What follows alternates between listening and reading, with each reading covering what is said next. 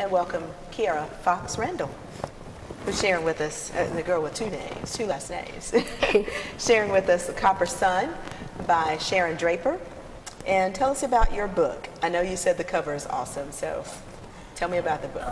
It's about a girl who is a slave, and she comes to America, and she's kind of lonely, and she doesn't really fit in because she just misses home so much that she doesn't want to fit in. But she meets this nice lady and her son, and they really take her in. They show her around, like, the plantation, and she meets a lot of nice people, but she sees a lot of the stuff they go through. But her master he's not like mean as I guess they could be, but he's not the best either, so she just kind of stays away from him. Okay. And again, you said that this author has chose a nice cover for the illustration. I see a whole lot of copper in the illustration, but what is the significance of the title?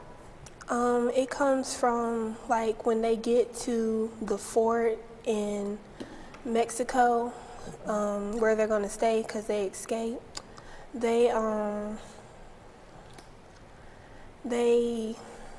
Like, it's, I guess, a symbol of freedom. Okay.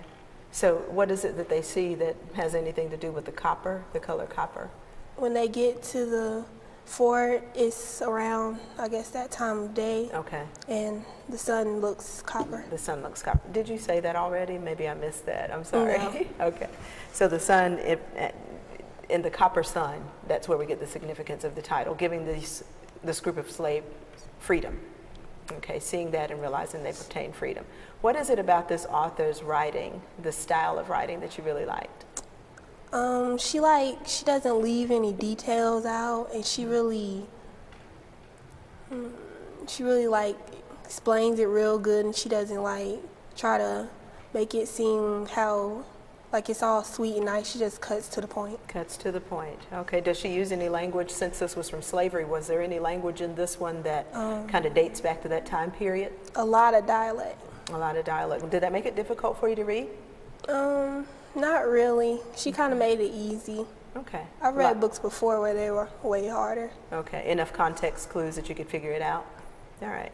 Now, you said something interesting when we spoke earlier. You mentioned that sometimes people don't just pick up a book because the cover is nice.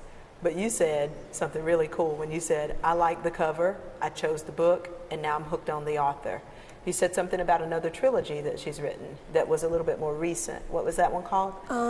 Hazelwood.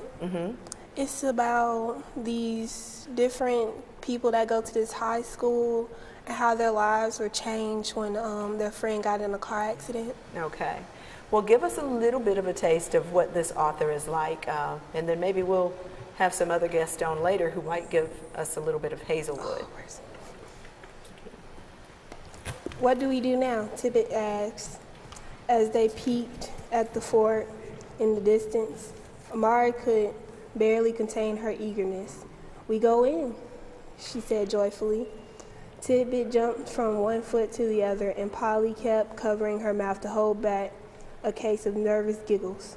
Then, as if they did this every day, they boldly headed down the road toward the tiny fort. The horse ambled behind them. Amari grabbed Tippett by the hand, then reached out to Polly with the other hand.